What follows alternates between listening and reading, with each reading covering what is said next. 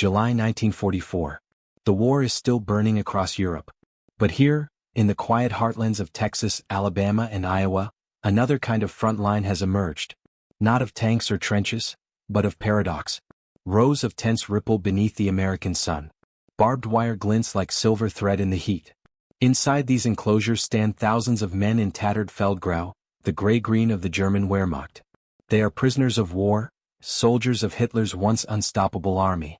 But what surrounds them is not what they expect. No brutal guards. No starvation. No cold cells. Instead, baseball diamonds. Canteens. Classrooms. And on Sundays, a sweet, impossible indulgence. Ice cream served with the hiss of Coca-Cola bottles popping open under a shade tree. It's a scene that defies every image of captivity the world had come to know.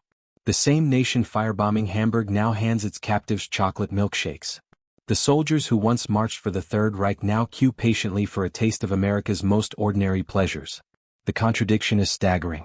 The world thought they were defeated men, they were about to be remade.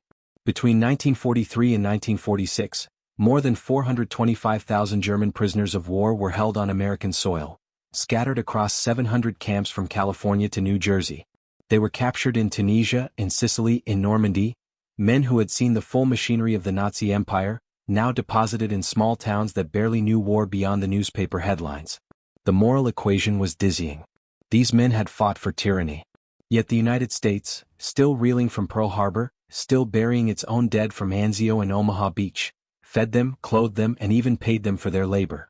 It was not mercy alone. It was calculation and conviction. Under the Geneva Convention of 1929, America would prove it was not the Reich. Civilization itself would be tested, one meal, one paycheck, one scoop of ice cream at a time.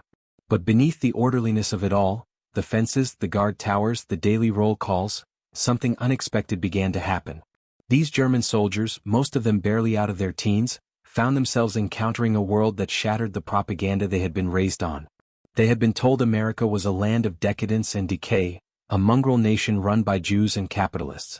But here, in the heart of the enemy's land, they saw clean streets, friendly guards, churches that welcomed them, and families that waved from passing trucks. They saw abundance, not corruption. Freedom, not chaos. And slowly, quietly, their allegiance began to erode. By war's end, countless POWs would write home not of hatred, but of astonishment. Some would even ask to stay.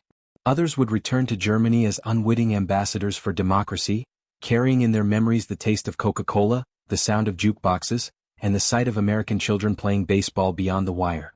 This is the story of how America's greatest moral gamble, to fight brutality with decency, became one of the most overlooked psychological victories of World War II. It's a story not about weapons but about values. Not about how the Allies won the war but how they won the peace. And in the end it asks a question that still echoes. When you treat your enemy as human, do you risk your own soul or do you redeem theirs? The build-up. Men without a front. The year is 1943. Across the Atlantic, North Africa has fallen. The Afrika Korps, once Rommel's proud army, is broken. In May alone, over 250,000 Axis soldiers surrendered to Allied forces. There are simply too many to keep in Europe. Britain is overcrowded. The war in Italy is just beginning. The United States steps forward with a solution that astonishes even its allies. Send them here, the War Department declares. Soon, convoys of Liberty ships cut across the Atlantic, carrying thousands of German and Italian POWs to America. Their destinations are strange names they've never heard. Camp Hearn in Texas, Camp Swift in Georgia, Camp Algona in Iowa. Colonel Earl F. Piper, commander of Camp Hearn, recalls the first arrivals. They expected cruelty. They stepped off the train braced for clubs and dogs.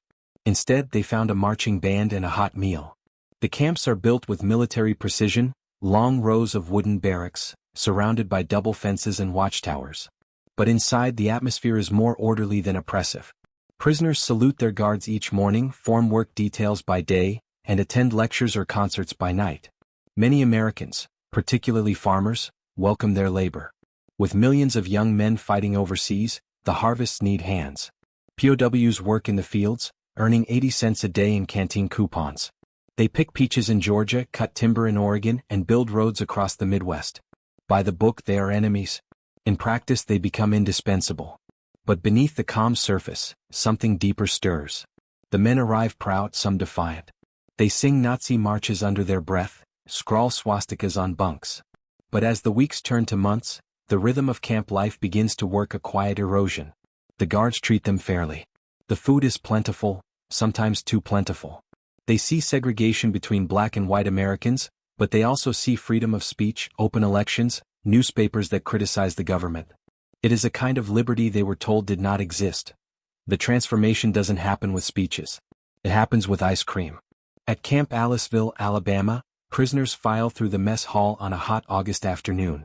The American cooks, many just teenagers from the South, hand out trays loaded with fried chicken, mashed potatoes, and at the end, a scoop of vanilla ice cream. The Germans stop in disbelief. One man mutters, "Ice cream, for prisoners?" That evening, letters home begin to describe the unthinkable. "Mother, they give us ice cream. I can't explain it, it's like being on holiday except we are fenced in." Soon, Coca-Cola appears, provided under the Geneva Convention's allowance for comforts of equivalent value. The familiar green bottles, symbols of American modernity, become tokens of another world. In camp recreation halls, phonographs play Bing Crosby and Glenn Miller. English classes fill up. POWs form orchestras, stage plays, even print their own newspapers. At Camp Crossville, Tennessee, one group translates Shakespeare into German. At Camp Algona, a Christmas nativity scene carved from plaster amazes local townsfolk. Life inside the wire becomes, impossibly, a cultural exchange. Not everyone is comfortable. Across America, letters pour into newspapers. Why should Nazis get better treatment than our boys in Europe? Mothers of POWs demand equality, not mercy for the enemy but decency for their sons. Military officials defend the policy. The logic is strategic. By treating Axis prisoners humanely, the U.S. ensures better treatment for American POWs in German hands. But there's also something deeper, a belief that democracy must prove its strength through its restraint. Yet even within the camps, conflict brews. Die-hard Nazis, nicknamed the Black Guards, intimidate others, holding clandestine meetings, enforcing ideological purity. Some camps erupt in violence. At Camp Tonkawa, Oklahoma, a prisoner suspected of collaborating with Americans is lynched by his fellow Germans. The army responds by separating hardliners from moderates, transferring the most fanatical to remote camps in Utah and Arizona. The rest, the majority, slowly shed their allegiance to Hitler. One prisoner writes in his diary, "I used to believe America was our enemy. Now I believe we have been the enemy of ourselves." The guards share their cigarettes with us. They laugh with us. It is impossible to hate them. When I return to Germany, I will tell my children, the Americans treated me like a man. Today we watched them play baseball. They said we could join next time. Imagine, Germans playing baseball. At night I think of the radio.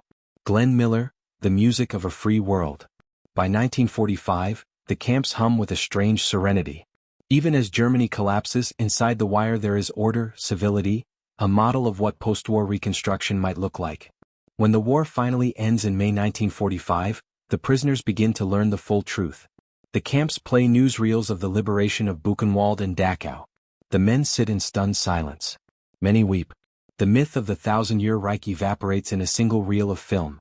Now, these men who had once carried the swastika begin to ask new questions. They request English books, attend church services, debate democracy with their captors. Some are recruited into re-education programs, Project Special War Problems Division, where German academics teach the principles of freedom, justice, and individual rights. By 1946, most are repatriated to a ruined Germany. But they carry something with them, not loot, not bitterness, but memory. Historians later call it the POW transformation. Of the 372,000 Germans who returned home from U.S. camps, a remarkable number joined the new democratic institutions of West Germany. Teachers, engineers, mayors, men who once marched for Hitler now helped rebuild under the Marshall Plan. For them, the taste of Coca-Cola and ice cream was not trivial. It was symbolic. It represented dignity, fairness, a system that believed strength was not cruelty but confidence. The war had been won with bombs. The peace, quietly, improbably, was being won with kindness. Today almost nothing remains of those camps. The fences are gone. The guard towers have collapsed into history. Only the memories endure, in photographs, in letters, in the strange gratitude of men who once fought against everything America stood for. What began as an act of compliance with the Geneva Convention became a revelation of moral power. In a world consumed by destruction, the United States proved that civilization could survive even in the handling of its enemies. The irony was profound. The men who had been taught that democracy was weak discovered that its true strength lay in restraint.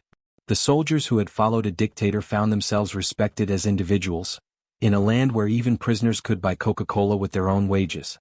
In time, many wrote back to their captors. One letter from Bavaria, dated 1948, read simply, "I did not learn freedom from victory. I learned it behind your fences." But there was another side to this story, a quieter reckoning. For American guards too, the experience left its mark. They had stared into the eyes of their enemy and seen not monsters, but men, farmers, students, frightened boys. The war had dehumanized, the camps in their strange way rehumanized. When historians look back, they see a moral experiment carried out on an epic scale. 425,000 enemies, and not a single recorded execution by American hands. Instead, an education, unplanned, unspoken, but profound. Yet the story carries a shadow. The same America that offered ice cream to German prisoners still segregated its own black soldiers in separate units. Freedom was imperfect, uneven. But in that contradiction, mercy to the enemy, inequality at home, lay the nation's ongoing struggle to live up to its own ideals. In post-war Germany, the lessons took root. The Marshall Plan rebuilt cities, but the POW camps had rebuilt minds. Men who had tasted American fairness became advocates for democracy in their own communities. One former prisoner, Franz Wojciech, would later tell a German reporter, "They showed us how a strong nation behaves. Not by beating us, by believing we could change." That belief, more than any weapon, became America's quiet triumph. In the end, it wasn't ice cream or Coca-Cola that changed them. It was what those things represented. Abundance without arrogance, power without cruelty, freedom without fear. The Germans came expecting punishment. They found humanity. And in that discovery they began to rebuild their own. History remembers wars for their battles. But sometimes the true victory lies not in conquest but in compassion, in the radical idea that mercy can be a weapon and kindness, a form of strength. In the stillness of those forgotten camps, amid laughter, radio music, and the clink of Coca-Cola bottles, an empire fell, not to bombs or bullets, but to the quiet power of civilization itself. And in that moment, both sides, victor and vanquished, began to learn the same truth. Freedom, when shared, is contagious.